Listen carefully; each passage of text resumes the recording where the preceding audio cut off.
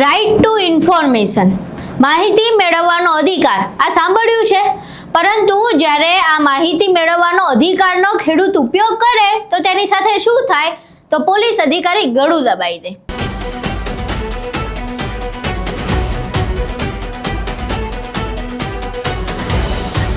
સાંભળીને ગુસ્સો આવી રહ્યો હશે, પરંતુ આ સાચી હકીકત છે.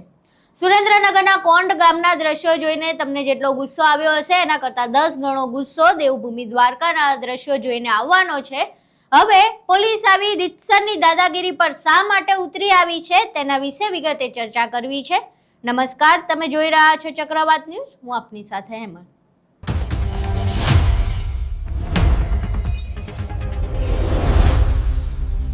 સુરેન્દ્રનગરના કોંડ ગામના જે દ્રશ્યો સામે આવ્યા ત્યારબાદથી ગુજરાતભરમાં ખેડૂતોની સમસ્યા જે હતી તેનો અવાજ ઉઠ્યો.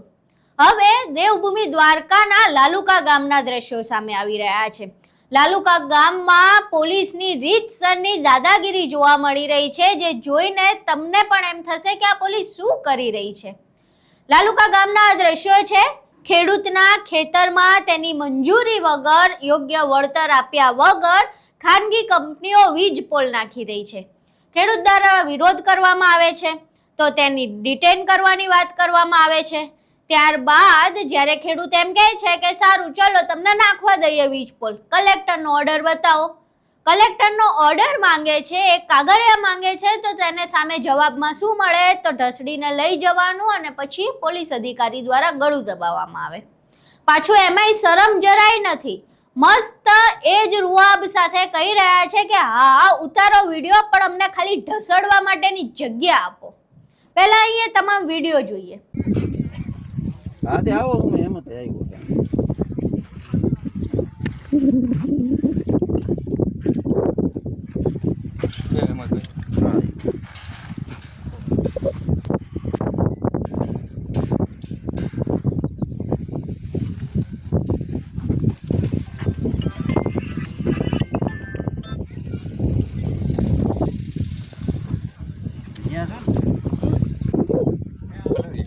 બોલાવે એને બોલાવી મારે જોવા કોણ એમ કહી.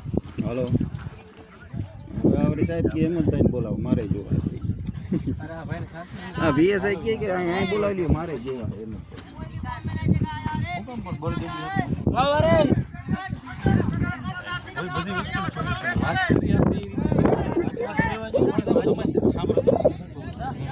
તમે મને ગાડીમાં લઈને સીધા તમે ખંભાળી જેલમાં ઠોકી દેવો તો પછી હું મને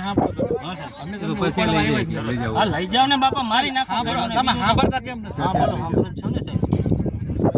પડવા આવ્યા જ નથી. હા પણ તમે એમ જો આ છોકરા અરે સાહેબ હું છોકરા સાંભળો તો ખરા. તમે પહેલા તમે સાંભળો તો તમે ગયા ને પછી હારે લઈ હું તમે એમ કીધું કે મને હાથ બાર દેખાડો. મેં આ તમે એમ નહીં પહેલા સાંભળો તો ખરા. તમે મારા દીકરા છે નહીં તો કોણ જાવ? પછી તમે મારા દીકરા કોઈ છે નહીં તો બસ અમે બાંધવા જઈએ.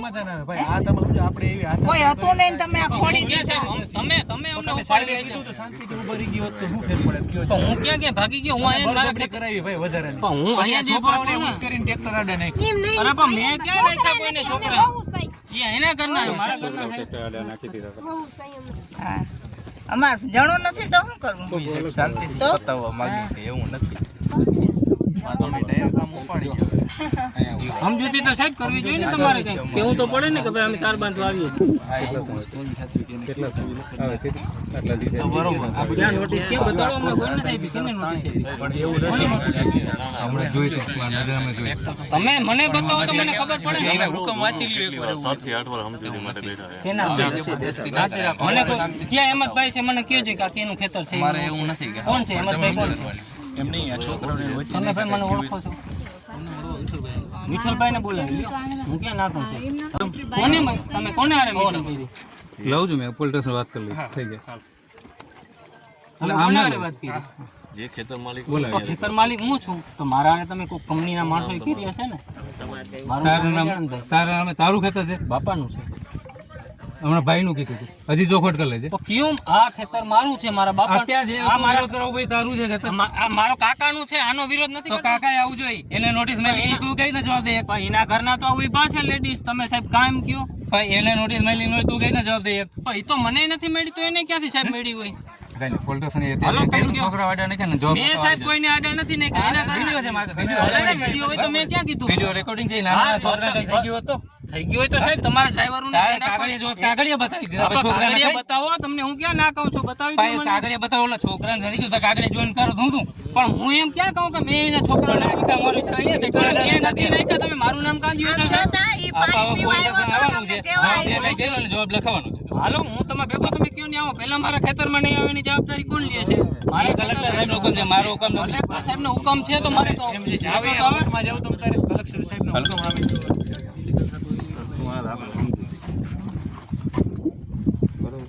ભલે કઈ વાંધો નહીં સમજૂતી ના કરવી ને આપણે લઈ જાવ તો ભલે મારા ખેતરમાં તમે એમ નતા હા ભલે ને પણ મારી તો નહીં નાખે ને કે આપણે કઈ ફાહી દઈ દેવાના છે નહીં જેલમાં નહીં ફાહી તો નથી દઈ દેવાના ને કે એમનો કંપની મન થાય એમ થોડી કરી જવાની છે આ ભાઈ એમ કે તમે 6-7 વાર મીટિંગ કરી મને તમે એકવાર મળ્યા હોય તો એમ કહો કે આ ભાઈ યાર મને મળ્યા તમારું નામ હેમંતભાઈ છે મને અત્યારે ખબર પડી તમારે મારે કોઈ કોલમાં વાત થઈ વિઠ્ઠલભાઈ ને તમે પૂછી જાઓ એ લોકો વાત કરતા હોય બાપા વિઠ્ઠલભાઈ ને પૂછી જાઓ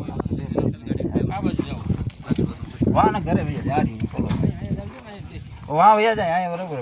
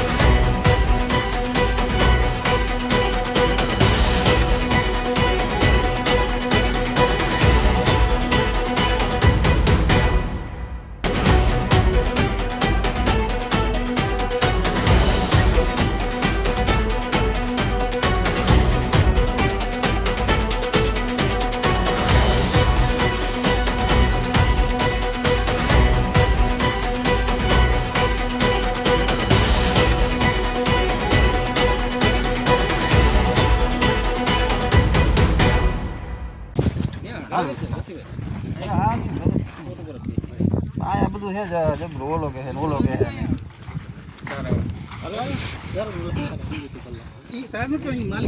માલિક હું જ છું સાહેબ તમે ઈ રેવા દો ઈ તમે સાહેબ રેવા દો ભાઈ આની યાર પછી સમજૂતી કરજો આની યાર પછી કાલ સમજૂતી કરજો આટલા અમે કેમ ઓલા એમને અમે ઓલા ભાઈ થઈ જાય એને કહી દીધું તારે સમજૂતી બાકી છે તો આવી ભાઈ અગર અમે જાય તો તમે સમજૂતી કરવા નથી દેવા કહી દીધું આ વેચકા બોલ દે છે ગાડી હાલ હું આવું કાઈ વાંધો નહીં દે જન ને આમ આર્ય મારા નથી કોઈ ન થાવું ના ના હાલ આવો મારા ઘરવાળી યાર વાત કરી લો સાહેબ મને મુકાવતા આવડે 1 મિનિટ તમને કહું ને 1 મિનિટ મને વાત કરવા દો સાહેબ 1 મિનિટ મને વાત કરવા ક્યાં વચ્ચે ઘરના વાત હામું ના કરો ઘરના હામું તમે વાત ના કરવા દો 1 મિનિટ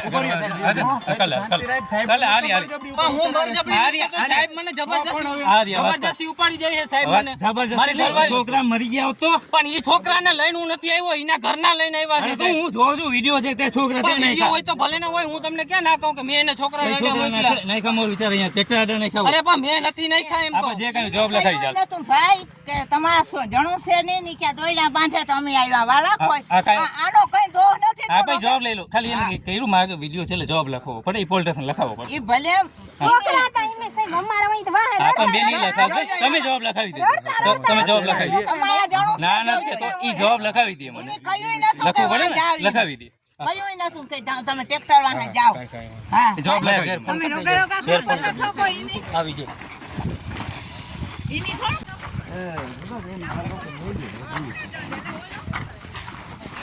તો જ્યાં આ રીતની ફોન કરવાનો હોય કરી દેજો ખોટી રીતના આવે ગુનો ગુનો કે દાખલ ના કરે.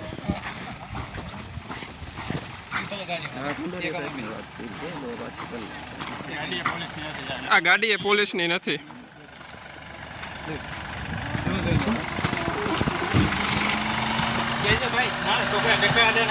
અને ગાડી પણ પોલીસની નથી.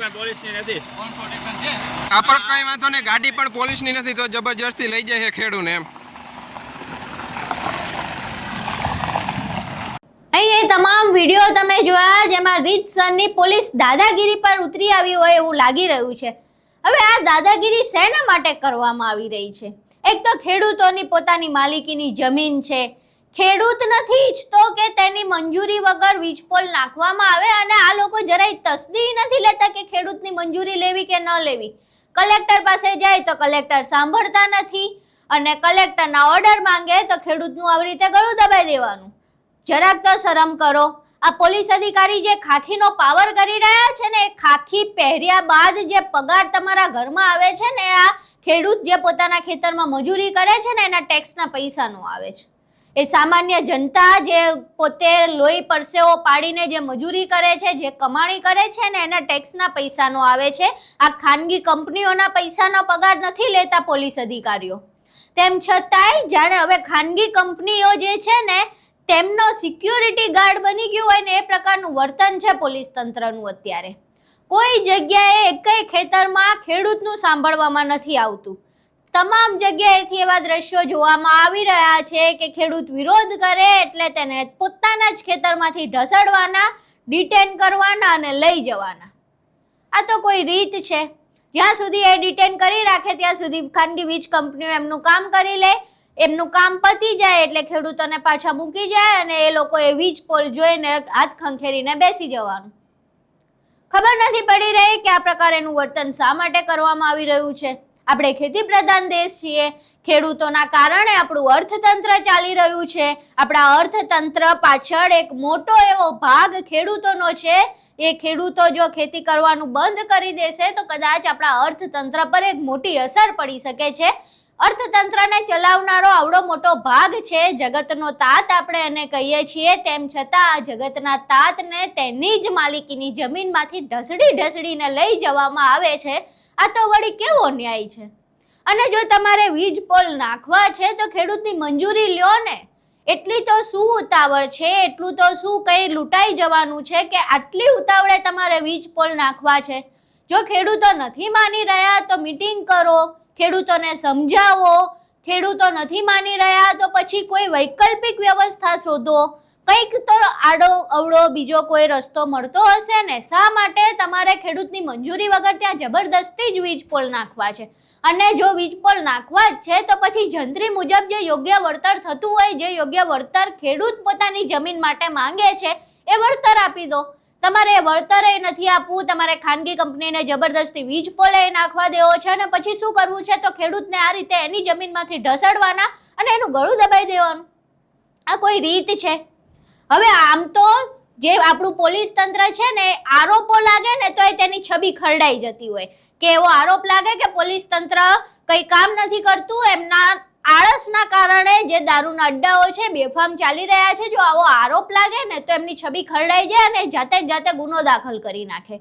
પરંતુ આવા જે દ્રશ્યો સામે આવે છે ને એમાં પોલીસની છબી નહીં ખરડાય. એક બિન હથિયારધારી ખેડૂત છે, પોતાના ખેતરમાં છે, એની જમીનમાં છે, ત્યાંથી એને ઢસડીને લઈ જવાનો અને આ રીતે ગળું દબાવવાનું. તમને જરાય શરમ નથી? અને જો આ બાબતે આ વિડીયો સામે આવ્યા બાદ પણ જો પોલીસ તંત્રની છબી ન ખરડાતી હોય અને પોલીસ તંત્ર આ પોલીસ અધિકારી પર કોઈ કાર્યવાહી ન કરે તો પછી હવે આ નાટકો બંધ કરી દેજો પોલીસની છબી ખરડાવવાના. આખો વિડીયો જોયો, પોલીસ તંત્રની એ કરતૂત જોઈ. આ વિડીયો જોયા બાદ તમારું શું માનવું છે? તમારા મંતવ્યો અમને કોમેન્ટ બોક્સમાં જરૂર જણાવજો. વિડીયો પસંદ આવ્યો હોય તો વિડીયોને લાઈક કરજો, શેર કરજો અને અમારી ચેનલને સબસ્ક્રાઈબ કરવાનું ભૂલશો નહીં. નમસ્કાર.